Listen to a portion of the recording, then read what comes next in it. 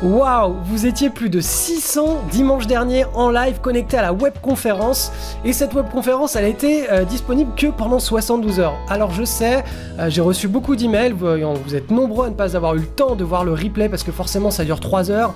Quand c'est disponible en semaine et qu'on a un travail, une famille et qu'on n'a pas le temps pour regarder une webconférence de 3 heures, et ben on zappe. Donc la grande nouvelle, c'est que j'ai remis en disponibilité le replay à nouveau pendant 72 heures. Donc là, plus d'excuses, vous avez le temps pour ce week-end. Donc le lien est en dessous de la vidéo et on va pouvoir attaquer dès maintenant notre point marché avec notamment la petite pépite cette semaine qui était l'action mystère. Analyse des bourses mondiales. On commence par le SP500. On a eu des magnifiques rebonds sur toutes les bourses internationales cette semaine. C'était ce qu'on attendait depuis le début du mois et on va voir ça de plus près. Donc le SP500 en journalier déjà. Sur la droite, vous voyez qu'on est dans un range. On a rebondi depuis le bas du range vers le haut. Donc là, on va arriver dans une zone de surchauffe. On a épuisé tout le potentiel pour le moment du mois de mai. Après, on verra au mois de juin là si on casse donc les plus hauts tout simplement. Les plus hauts historiques et notamment cette zone là des 2100 et ensuite des 2115 points. Si on commence à casser, effectivement on pourra se projeter dans un nouveau marché haussier, chose qu'on ne pouvait pas faire depuis quand même pas mal de temps puisque ça va faire un peu plus d'1 an qu'on est dans un énorme range. Donc on va voir là ce qui se passe au cours du mois de juin, au cours de cet été. Mais bon, pour le moment, encore une fois, à court terme on est sur le haut du range en zone de surchauffe. Et à moyen terme, on est sur le haut, enfin moyen et long terme, on est sur le haut d'un énorme range. Donc là, c'est toujours la même psychologie. Quand on est sur le haut d'un range, on revend, on devient un petit peu plus, on prend les choses avec beaucoup plus de sécurité puisque normalement les probabilités vont dans le sens d'un retournement tant que le range n'est pas cassé dans un sens ou dans l'autre. Le Nasdaq, c'est le même genre de scénario. Donc à droite, on est en unité de temps journalier. Donc là, on a eu ce magnifique double creux, cassure du pivot pendant la séance du 24 mai. Et on a le suivi là, les 3 dernières séances. Donc là aussi, on est dans un range. On va aller chercher le haut du range ici. La dynamique reste toujours haussière à très court terme. En hebdomadaire, on approche tout simplement de la zone supérieure du triangle ici. Donc je voulais entourer en rouge. Maintenant le CAC 40. Alors le CAC 40. En fait, ce qui s'est passé là le 24 mai. Donc moi je fais toujours ma clôture des marchés le lendemain et le lendemain matin dès que je me lève à l'île Maurice, j'ouvre mon ordinateur. La première chose que je fais c'est screener les marchés et regarder ce qu'ont fait les indices. Et là pour le coup on a eu quand même une belle séance de hausse, pratiquement 2,46% de hausse en une seule séance, une magnifique bougie. On a cassé le triangle ici par le haut, ce qui a projeté directement en ligne droite les cours sur l'objectif des 11 000 points. Donc je me suis dit, il a dû y avoir une news macroéconomique, je sais pas moi, un discours, quelque chose. Donc je me suis connecté sur le replay de BFM TV pour voir ce qui se passait. BFM Business et les gérants de portefeuille qui déjà il n'y avait pas de news macroéconomique, donc c'est quand même assez étonnant. En général quand on a ce genre de séance c'est qu'il y a une news. Quoi qu'il en soit, tous les gérants de portefeuille qui devaient justifier cette séance auprès des présentateurs de BFM disaient on n'a aucune explication, c'est forcément les algorithmes de trading. Et c'est marrant parce que depuis qu'il y a les algos de trading qui sont sur les marchés là depuis quelques années, je peux vous dire qu'ils ont bon dos les algos de trading parce que dès qu'on ne comprend pas quelque chose, c'est les algos de trading, c'est les robots à haute fréquence, c'est eux qui font tout le marché. Alors il y a peut-être une part de vérité, je dis pas du tout que c'est complètement faux, mais là concrètement l'analyse technique elle a quand même on se rend compte que grâce à l'analyse technique on évolue dans un canal haussier, que ce canal il est assez volatile puisque les bornes sont assez éloignées l'une de l'autre, que les tendances au sein de ce canal elles sont très volatiles, que là on a dessiné un point d'inflexion, d'ailleurs on en parle depuis plusieurs semaines, que si ce point d'inflexion est cassé, l'objectif, il est là autour des 11 000 points. Ça s'est passé en une séance, 3 séances, 4 séances, on a atteint l'objectif. Voilà, c'est simplement qu'on est dans des marchés qui sont volatiles et qu'on était en bas d'une zone tout simplement de survente. Donc les opérateurs ont réagi avec toute la volatilité qui était attendue. Donc les algos de trading, ok, mais voilà, l'analyse technique, je pense que c'est un petit peu plus pertinent pour bien cadrer la psychologie des opérateurs. Donc là, pour le moment, beaucoup de volatilité. Donc la hausse qu'on a vue au cours du 24 mai, elle n'est pas si extraordinaire que ça, surtout que le mois précédent, là, le 13 avril, on a eu une hausse de 3,32% ici, donc tout simplement parce que on est dans un marché volatile. Donc le DAX maintenant pour finir, lui pareil, double creux, on a cassé lui le 25 mai le pivot, donc on se dirige vers le comblement du petit gap ici et ensuite je vous ai tracé là, hein, c'est ici les zones, de toute façon c'est le haut du canal qu'on va aller viser. Hein. En hebdomadaire là on voit bien que le point d'inflexion il s'est dessiné sur les 2 dernières semaines et que là cette semaine, bim, on est reparti à la hausse depuis le bas du canal. Concernant les actions de cette semaine, alors on a eu pas mal de choses très intéressantes, on se croirait un petit peu dans des conditions de marché aussi là, pour rien de vous cacher, on a quand même des beaux breakouts, pas mal d'opportunités qui sont ressorties sur nos screeners là cette semaine, la semaine d'avant, enfin de manière générale là... on est quand même dans des conditions qui sont assez propices, c'est marrant parce qu'on est dans un énorme range hein, sur les indices. Ok, on a une bonne semaine avec un beau rebond de toutes les bourses, mais quand même là...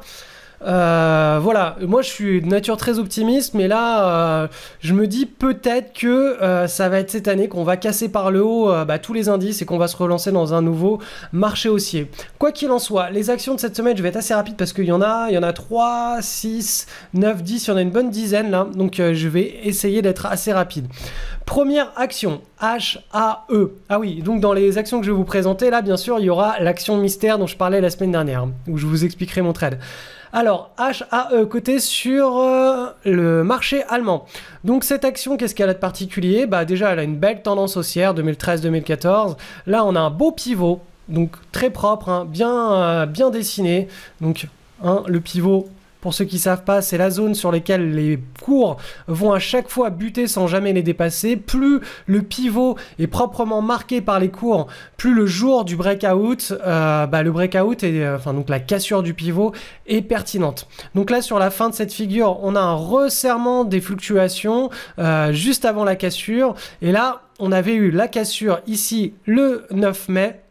Donc là, les volumes n'étaient pas incroyables hein, pendant cette semaine. On a dessiné une nouvelle petite structure ici, une nouvelle petite micro-base. Et cette semaine, on a eu le breakout avec les volumes. Alors, moi j'ai pris la position cette semaine et je vais vous montrer pourquoi en journalier ce qui s'est passé exactement. Alors donc là, on a notre belle structure, le pivot qui est bien marqué. Ici, on a eu le breakout le 19 avril et le 18 avril. Pourquoi est-ce que moi j'ai pas pris la position par exemple ici? Tout simplement parce que les volumes, eux, étaient pas exceptionnels. Là, si on regarde ici, pendant le breakout, les volumes n'étaient pas du tout exceptionnels. Et en plus, c'est une action qui manque un peu de liquidité. Là, regardez, il y a des trous de cotation là, à droite, à gauche. Donc ça, c'est pas très rassurant. Donc, si pendant le breakout, il n'y a pas des forts volumes, ça signifie que l'action elle a de faibles chances de finalement être sous le feu des projecteurs et d'intéresser tous les opérateurs. Ensuite là, qu'est-ce qui s'est passé là? Avant le breakout, on a commencé à avoir à nouveau des volumes. Là aussi des volumes. Là on a eu le breakout, on a eu des volumes en forte augmentation. On était toujours donc sur une toute petite structure là de type d'ailleurs, c'est un petit peu type roquette de marché mais sans le momentum juste avant. Donc moi j'ai pris la position ici, donc c'était le 26 mai, mon stop est ici, une neutralisation sera faite ici avec 50% des bénéfices qui seront réalisés ici. Pourquoi? Parce qu'on est dans un marché en range. Donc voilà voilà pour cette première action. Je vais repasser en unité de temps hebdomadaire pour vous présenter la suite.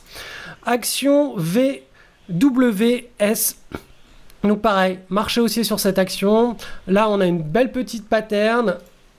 Hop, je trace le pivot avec vous. Là on a le breakout avec des volumes, donc c'est plutôt sympathique. On est en unité de temps hebdomadaire. Donc là on voit bien que le breakout qui s'est effectué vendredi dernier, il y a eu des forts volumes, donc ça il y a une dynamique qui est très intéressante, surtout que les volumes sont en augmentation, donc ça peut être très sympa. Là on est toujours encore sur les zones de prise de position, donc ça peut être quelque chose d'assez sympa de mettre un plan de trade là-dessus.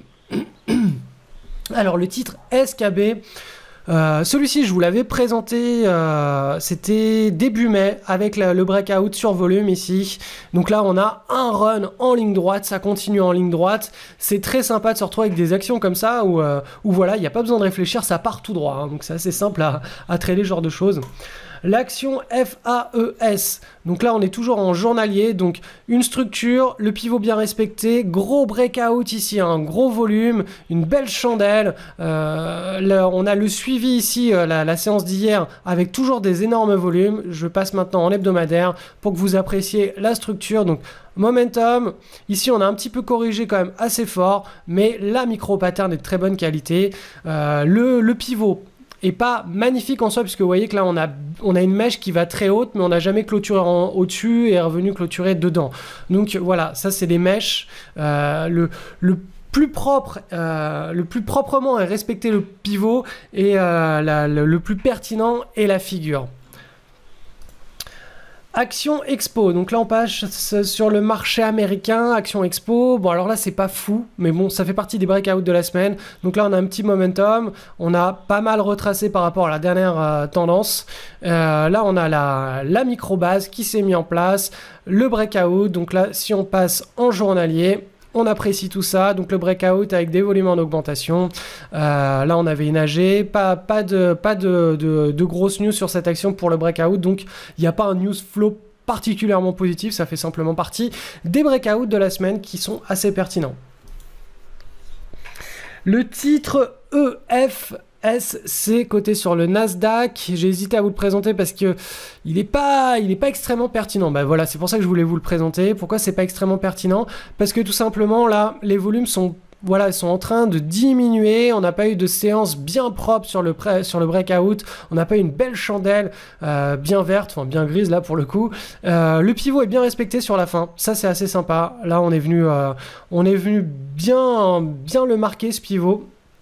Donc là, typiquement, échec, échec, échec, échec, échec, échec et breakout ici. Breakout ici, il nous manquait les volumes pour avoir un trade assez sympa. Donc voilà, l'idée c'est encore une fois, vous avez de nombreuses actions à trader sur les marchés, prenez les meilleurs patterns, les comportements les plus propres, les plus clairs, parce que de toute façon, toutes ces actions, vous n'allez pas pouvoir les mettre en portefeuille. Donc vous avez un money management à respecter, ça vous contraint à avoir quelques actions en portefeuille non neutralisées, donc vous êtes obligé de faire le travail que je vous enseigne là, pour pouvoir être capable de sélectionner les meilleures actions pour ensuite les entrer en portefeuille. Alors l'action mystère, non, c'est pas Gameloft, hein, comme j'ai lu. C'est pas Gameloft, c'est celle-ci. Pourquoi est-ce que celle-ci, j'ai pris le trade et je vous ai dit c'était un trade très sympa. Alors, on va passer en hebdomadaire.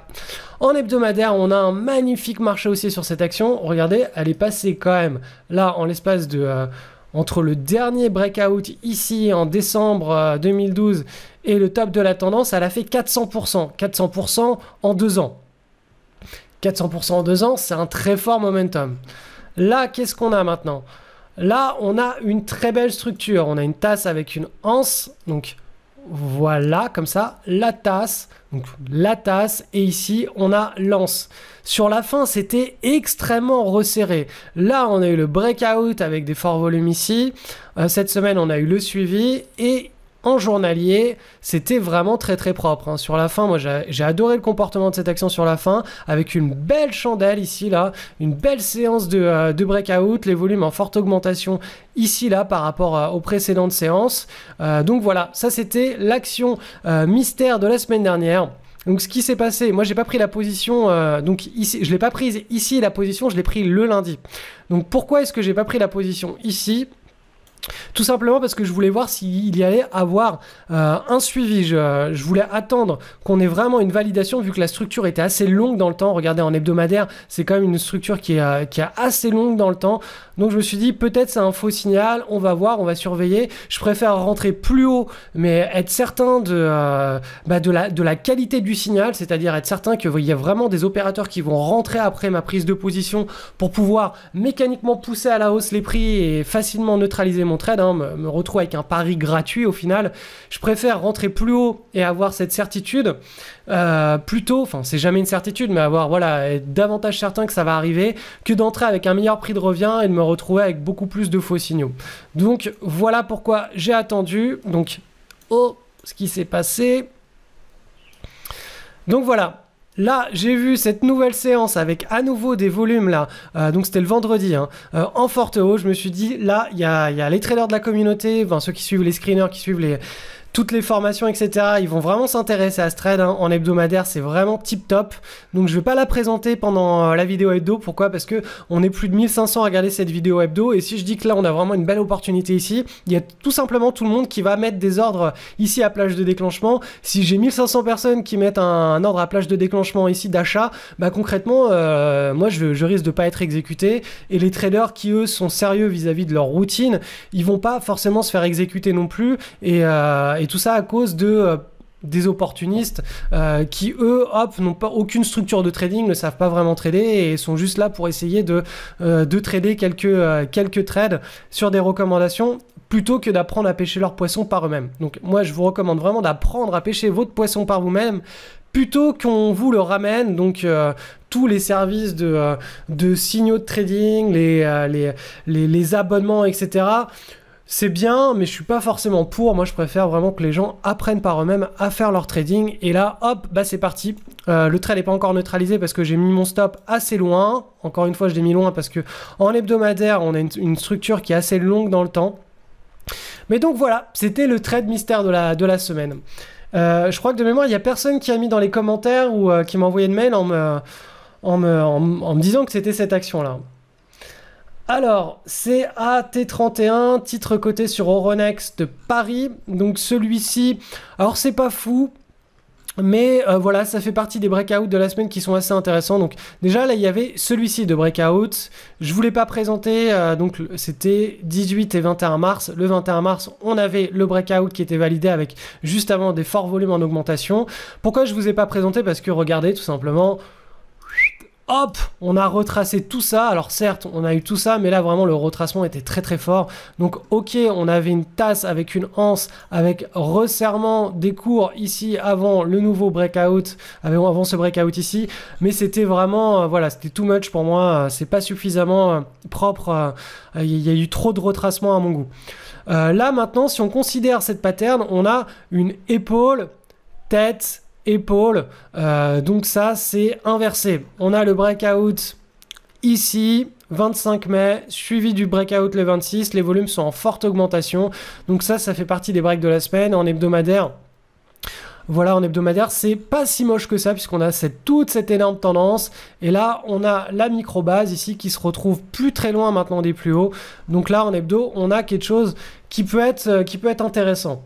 Ensuite le titre PVL, donc c'est Plast Valoir, donc celui-ci, donc le breakout la semaine dernière, suivi du breakout cette semaine. Regardez les volumes en hebdomadaire. Là, on a la toute petite microstructure ici.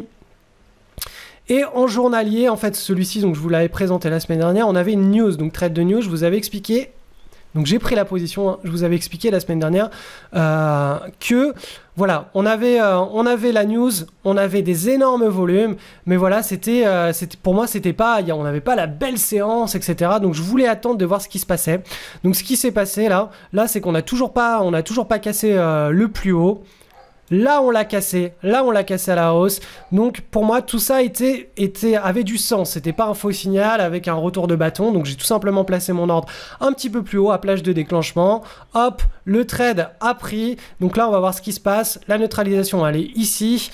Donc pourquoi vaut mieux entrer plus haut? Bah tout simplement parce que là on a plus de sûreté, on a plus de certitude que les opérateurs s'intéressent vraiment à ce titre. Et d'ailleurs on le voit bien ici, les volumes sont vraiment très importants. Dernier titre cette semaine, alors c'est le titre ERF, Eurofins Science, donc scientifique, il n'y a pas le titre en entier, donc c'est sur Euronext Paris. En hebdomadaire, on a une tendance qui est bonne, on a cette petite pattern là qui est assez correcte, voilà, avec la micro-base, on a le breakout avec les volumes en augmentation, on fait notre zoom en journalier. En journalier, on n'a pas vraiment de fort volume en augmentation. Regardez, ça reste vraiment dans la normalité, hein, c'est normalisé. Et nous, ce qu'on aime bien sur les breakouts, c'est d'avoir des volumes qui vont plutôt être jusqu'ici, en dehors de la normale. Donc voilà pour les breakouts de cette semaine. Alors je vous rappelle, hein, j'ai remis en ligne la webconférence. À nouveau, je la mets en ligne pendant 72 heures. Après, ce sera vraiment définitivement retiré. Pourquoi? Tout simplement parce que vous êtes nombreux à ne pas avoir eu le temps de la regarder. Elle dure 3 heures, donc il y en avait plein qui n'avaient pas pu assister au live le dimanche dernier, hein, entre 18 heures et je crois que ça a duré plus de 3 heures, donc après 21 heures. Le replay était disponible seulement 3 jours et en semaine, donc forcément quand on a du travail, une famille, etc. On n'a pas forcément le temps pour pouvoir regarder une webconférence de 3 heures. Quoi qu'il en soit, là vous avez le week-end, vous avez 3 jours devant vous. Donc je vous encourage à cliquer sur le lien en dessous de la vidéo si vous êtes sur mon blog YouTube ou sur le lien juste au-dessus si vous êtes sur Facebook pour pouvoir accéder au replay de cette webconférence. Il y a aussi, donc là je vous ai mis le programme avec le manuel de la webconférence à télécharger et je vous rappelle aussi qu'il y a une offre exceptionnelle. La dernière fois que j'ai fait une offre comme ça, c'était il y a plus d'1 an, donc ça arrive une fois dans l'année. C'est un événement qui est assez majeur, hein, pour la vie du blog et du site. Donc j'ai rallongé cette offre de 72 heures, donc regardez ça de plus près. Quoi qu'il en soit, je vous souhaite une excellente webconférence et puis à bientôt.